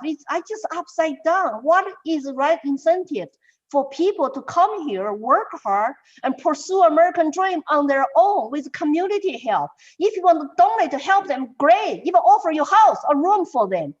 But have our country just wide open like that when the capital, DC, has it's militarized now with walls and guns and National Guard, where you have our country just have no border security at all.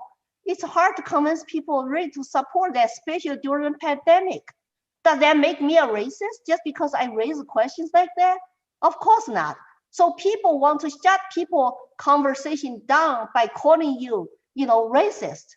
It's just those people really don't want to have discussions, or maybe they have a moral superiority over you. You think they're better than us. But you see all the elites, they have guns to protect them, professional bodyguards, and they have walls. They even have walls for the office now, for the entire capital. So how do you explain that? So we have to educate American people to say, does that make sense to have our border? People just can't come in. They're like maybe more and more will come in from other countries now. The caravan is coming because they heard Biden is the president. Well, I couldn't agree more, Lily. My grandfather came here, well, his father, my grandfather was 5. They came on a boat to Ellis Island and with nothing, and worked their way up from, the bottom up, the typical American dream story. And that is what we need to encourage. I think it's your story as well. And, I really love what you had to say about that. I wanted to point out, Sharon wanted you to know about retired Lieutenant General Robert Spalding's book called Stealth War. Sharon says that it amplifies what you've been talking about. The gentleman lived there, he's fluent in Mandarin, and he's sounding the alarm in a lot of detail. So it's very worth reading and recommending, according to Sharon. So I wanted to- I heard about that. Yeah, I heard about that. I also watched his interview too. Yeah. Right, very good. I have another question about the US $28 trillion of debt. How much of that is owed to China? And does that impact what we're dealing with? Is there any level of propaganda that's used, for that, surrounding that debt that we have? Well, China is I think the largest U.S. debt holder as a foreign country, outside of U.S. And of course, we are worried because if we keep printing money and keep going to China or some other countries to say, hey, and can you buy our, national debt? There is always some leverage, some strength that China can pull on us. What if they say no? Or say we're gonna charge you higher interest? I mean, it's like think about, look at history, how big empire Rome collapsed, right? It just basically just getting out of control to keep spending, and it's just not sustainable anymore. People just don't understand economics in this country. I had to learn that. I never learned economics in China. I had to learn the simple economics lesson 101. To say, how money works, how job is created, how business people manage to do their payrolls. And but lots of our young people today who mobilized to vote last year have no clue about that until maybe later they own something, they pay taxes, and government money is not really free money. I believe the number is so big now, $28 trillion debt. So that's why So when I come to this country, I had $100. I'm living American dream today. I started business. I failed for first 8 years. Finally, I start making money. Now I have a 3-home business working from home. So I have time, freedom to give speeches and educate people about the American dream, about communism, about free market. The thing is, so young people today, all they want is government, give me some stuff for free. I told Bernie I would challenge you, debate you. I talked to Kamala Harris on her Twitter. I would challenge you and debate me. And of course, I'm nobody. I cannot get a response. But those people, it's the same thing I heard in China. Same rhetorics. We will protect you. We will provide you. And the government is great. You don't have to worry about personal responsibility. But look at my life. Was that great life for government to provide you everything? It was a rotten life. You cannot even have enough food to eat. I had to try one time a rat meat. We were so hungry. Then go catch some rats with my uncle. Then munch on the bones. Because the government gave us 2.8 pounds of protein coupons per month for family of 5. That means all the eggs, all the meat, less than 3 pounds a month for family of 5. And you tell me, oh, socialism is wonderful. Oh, free college, free health care. Somebody's going to provide that. Money does not come down from sky, from government keep printing money. But the kids have no economic education. They don't know anything about money. And it's by design. If you don't know money, you just want to become workers, then maybe we can, control you forever. Keep you on government plantations. That's what it is. That's why students ask me in high school, Lily, what is the difference between socialism and communism? Because we like socialism, sounds good. I always say communism will enslave you by force. Socialism will enslave you by vote. You vote for it, you are against your self-interest in the future. You will see that day comes. Right. Okay. I've got an interesting question here. Actually, more of a comment from Beth. She says that the Peabody Essex Museum has a China house, and they have on display there a loudspeaker that's used to broadcast propaganda, and it explains how it was used. So anyone who has any interest in checking that out, it's at the Peabody Essex Museum. Where is that? It's near Salem, Massachusetts. It's down in Massachusetts, Peabody, Massachusetts. But they have a display of the loudspeakers that you were talking about earlier that they use Okay. to broadcast propaganda. So that was one of the comments that we had. And then I think that there's a couple more here. I guess, to finish this off, we've really hit on all of the questions that I wanted answered at a high level. What I really want to just finish with is something to send people off with that's going to give them something to do. Like, what would you tell people? How do you recognize propaganda when you see it? And we already talked about deprogramming people and how to fight against the Cultural Revolution. But what are some techniques we can employ to identify it and fight against it? Just if you have any more that have come to mind since we've been talking. Well, you just have to be aware, and you have to really be aware, and you don't want to trust, of course, a very narrow source of news information. You got to build a trust for some other alternative media. I think the main media is probably lost the cause, and it's like but you still have to know what they're saying. Then sometimes they have investigative report, quite good by New York Times, and I guess to really find the news instead of listen to talking points by those opinionated, anchors.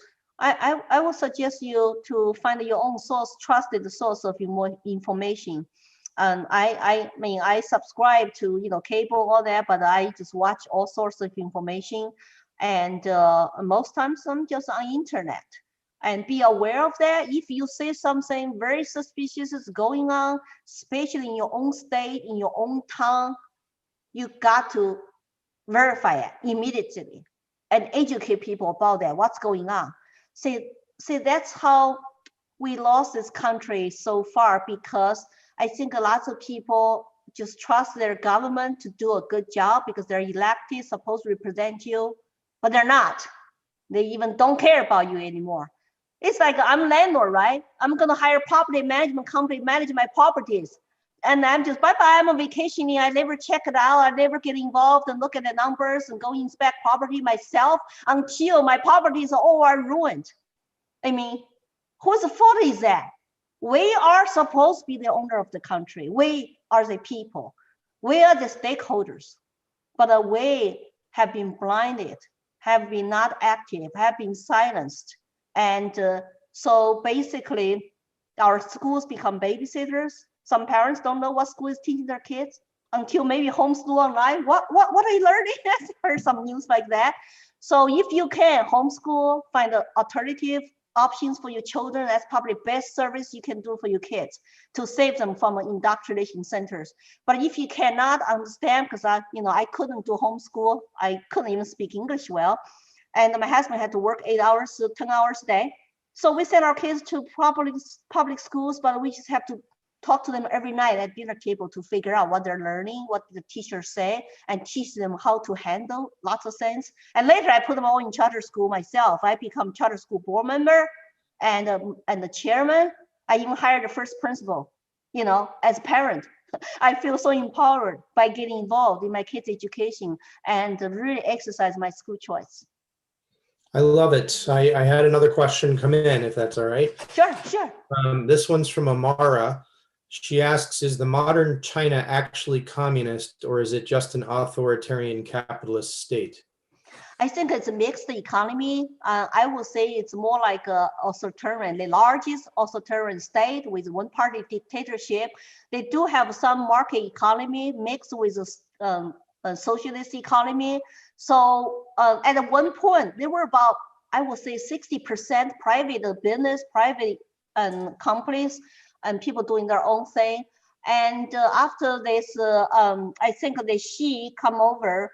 So basically, he actually got rid of lots of private companies.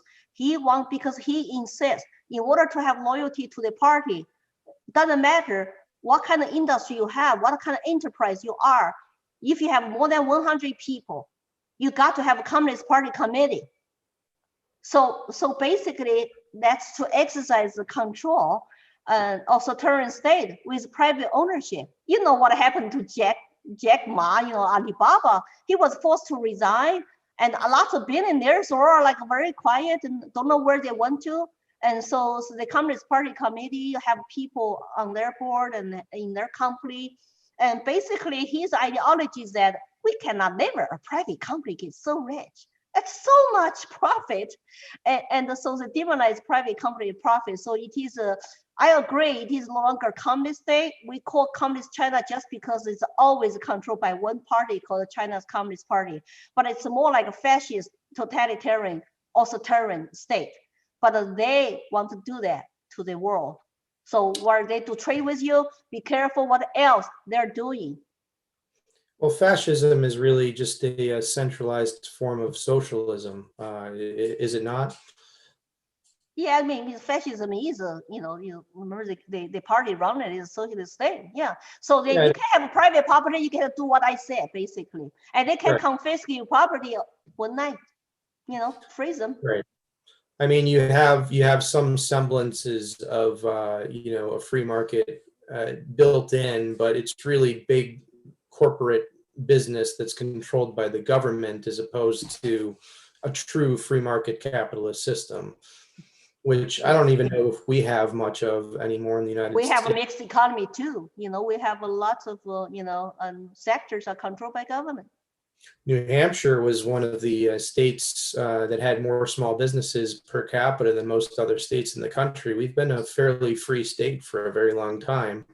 This COVID-19 pandemic, if you want to put quotes around that, has really hurt our small businesses more than anything else. And do you have any ideas on how we can start talking to people to alleviate their fear and to try to get them to go back out and interact in society and build businesses and part of I think the solution here is creating that voluntary small business economy that we had not very long ago, and really building that back up again. Is that something that we can do outside the reins of the bureaucratic state? Can we, or do we need to reform the state, or both? You know, that's why so many businesses were afraid to fight back, because state is going to take over their license. So when you give state, you have to ask for permission every time when you start business. Doesn't matter what you want to sell, or you store the restaurant, the bar, whatever. Then you're afraid they take away your license. You cannot legally conduct business, which is wrong. The government licensing is just to basically take away your freedom to earn a living, then sell that right back to you. So I think that's something we should focus on in this state, to get rid of as many license requirements as possible through your representative government, state house, state senate, and governor sign it. So that way they cannot shut you down. Because let's say you have a bar, you have a restaurant, you don't need a government license. You just say, take a hike. I'm going to open for my customers. Doesn't matter what flu, what virus we have. I will go there and eat. What's wrong with that? I was so sad to travel around the country for 2 months. There's some cities, like especially New York State, it's like a dead. One woman told me, you're my first couple tonight, and I have not made tips for whole evening. And it's just so sad.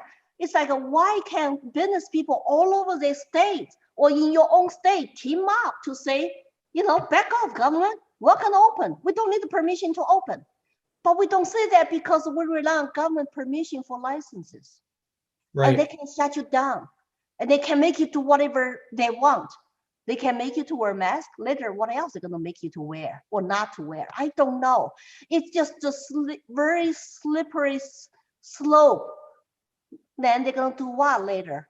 You know, force you to do vaccines, to force you, like you must get a vaccine before you even fly. I'm just worried now. I cannot fly anymore if I don't want to take a vaccine. I know my mask. I'm super healthy. I have 99% survival rate if I get this COVID. Why should I take a vaccine? 93 survival rate. Well, what the hell? Like, I'm not going to take it. But what if I cannot fly? This whole country needs to be like Germany. Remember Germany? They had 1 million people march to Berlin. Have we the biggest mark protest in the country? Probably is January 6th. It's domestic terrorists now. They control their rhetorics. Just because some politicians get scared. We will condemn the violence always, always. But what do we live to? What is the option left if we cannot have 1 million people march to the Capitol peacefully to say, you need to listen to us. We don't want to shut down anymore. We have right to make a living. We are free human beings. Where are those Americans today? I don't know. Well, we have 2 of them here, and then another 20 plus that are still with us, and some more online. So I think the Americans that are here listening right now are among those looking for a solution to these problems. My business is such that I can meet on Zoom and I don't need to go anywhere. And I was doing things that way before the pandemic. So it's not like nothing has really changed much for me. Some of my clients like to meet in person. Others like to meet on Zoom, and I do both. I obviously don't wear a mask ever, so I let everybody know that. But the point of bringing this up is these are voluntary associations. If people don't want to be around me because they want me to wear a mask, or they don't want to be around me, we'll do a Zoom meeting. I don't mind. That is a wonderful blessing that I have to have a career like that. And frankly, it's one of the reasons that I started Reopen New Hampshire, is because I know that a lot of my clients don't have a career like mine, and they do have to wear masks to go to work, and they do have to do X, Y, Z, and they're suffering, and a lot of them have lost their jobs. I'm like, well, I can't just sit back and do nothing. I've got to stand up and do something about this. And so, well, I'm not, personally impacted as much as a lot of you are, and that honestly is on my mind every single day. I needed to do something to change the way things are going. I'm not entirely pleased that we're honestly having this conversation still. I thought Carolyn McKinney and I, who started the organization, we thought we'd be over by May. We thought we'd be back to normal by May. No, it's just supposed to be just 2 weeks, flatten the curve. Oh, just 2 weeks to flatten the curve. And it's nuts because, here we are almost a year later, and I don't really see any end to it. Yeah, and what is the new normal now? What is our new normal? I volunteer wear a mask when I cannot social distancing, when I try to protect the family, business, go to the store. I don't want to get into trouble. I will support those business owners. I will do whatever voluntarily. But when is the end? Now you're supposed to wear double mask, or there's national mandate now. It's like four masks, some of them were saying. And there's another story that my Soviet Union friend who grew up there told me this picture and her story, just like my story. We did not have smiles. We did not have individual faces smiles because when Americans happily smiled, and we all want to be like Americans, they're so happy, they have happy smiles, individual expression on their face, but stop smiling. When I smiled too much in China growing up under Mao, I was criticized to say, why are you so happy? Don't you want to look like everybody else? So she pointed out in Soviet Union, they told people, stop smiling. Don't smile like happy Americans because they're bad people. Now Americans don't have a face, don't have smiles. I cannot even recognize people when I go out. I can go to gatherings or something, but you don't know who is who because you are required. You are required, mandated to wear that. And I don't know when is the end. I'm trying to find the best way I can to tell my stories, to get people to wake up. I'm hoping things are gonna become so bad in the next couple of years, maybe people who voted, for their candidates will wake up to say what's going on. Then we need to go to show us march peacefully to get our voice to be heard. And or just do whatever we want. Like for example, they still say you cannot do this, you cannot do that. Just do it. I mean, I do whatever I can to live my normal life. Well, Lily, we really appreciate you being with us tonight. I just want to give everybody an overview of what to expect going forward. We have Melissa Blasek, who's our executive director, handling the day-to-day operations in the legislature. She's doing an amazing job of tracking bills and working within the committee system to pass some of the legislation that's going to prevent this from happening again. It, frankly, people, is an uphill battle. We need you to contact these committees often, every day, possibly. One email is not enough. You have to email them over and over and over and over again with different points of view on the same bill, why it needs to pass, why it needs to not pass, over and over again. We can't let up. We have to be consistent. We have to be persistent. And the other thing we have to be is peaceful and respectful. Lily talked about that a lot tonight. She said, the back and forth arguing on Facebook about a position, that's not going to solve anything. What is going to solve everything is here. This is the truth. Here's the basis for me saying this is the truth. And I'm going to leave it at that. I'm not going to argue over it with you because I have the facts to back up my point of view. And here they are. You can go look at them. If you're not going to look at them, the discussion's over. Let's really, focus on, what we're going to do, to get this truth inculcated out there. Each one of you listening and watching and participating here tonight can do that. We've provided a lot of information in our emails. I know there's another group, Rise Up New Hampshire. We work closely with them. I very much like John Michael Dumas, who's running that organization. He's doing a lot of similar stuff to what we are, but he's also bringing a different angle to it. And I think both of our organizations are focused on the same goals, which is frankly getting things back to the normal that we remember back in 2019.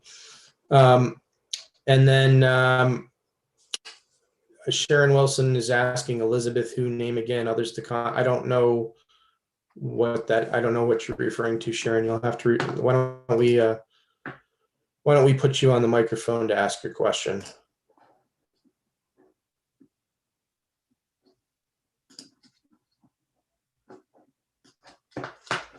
You have to unmute yourself, Sharon.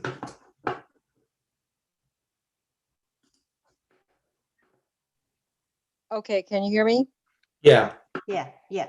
You had mentioned Elizabeth, someone that you're working with, and then my other question was who? Oh, Melissa Blasik. She's Melissa. Melissa Blasik is the representative from Merrimack, and she is our executive director. I'm the chairman, and she's our executive director. She's running the day-to-day operations inside the legislature of the efforts that we're working on. She's working with the committees and trying to keep her a handle on the bills that we're supporting and the bills that we're opposing. And then I'm working with Melissa on the emails and putting all the lists together of things that we need action on. So that's that's really, you look for our emails every Sunday or Monday. I'm going to write them on Friday, but we're putting them out Sunday or Monday. So really look for those emails and participate. That's what Lily has been asking us to do all evening. And, and that's what I'm asking you to do. I'm done. Can I state something Go ahead. on the topic? I'm going to tell you that I actually went to Washington, D.C. January 6th. And I had gone also to the Tea Party rally years ago, which was very peaceful, et cetera. And that's what I expected we would be doing there. And again, as Lily says, it's an effort to make a difference, to speak out and say, we're fed up. We feel so muted and unheard. And if you're only a single person, there had to be 1 million people there, and only a fraction caused what they did. I have pictures from when we went of the peaceful march to the Capitol back with the Tea Party, and this was to be the same thing. And all of the people that I were with were there for the same purpose, not just to protest the what we thought was fraud in the election, but just to have our voices heard, to say, listen to us, as Lily is talking about. And because a few people did what they did, we now have to come out of a ditch that we've been thrown into and painted with the same brush. And so our struggle is even harder now. Well, Sharon, I'm really glad that we're finishing off with your point, because it really hits home what I've been talking about for the last several months. And that is, we have to remain peaceful at all costs, no matter what. If we are going to protest again, we've got to make sure to do it in a way that is, we're expressing our, the truth of, our message, but we're not in any way raising our voice.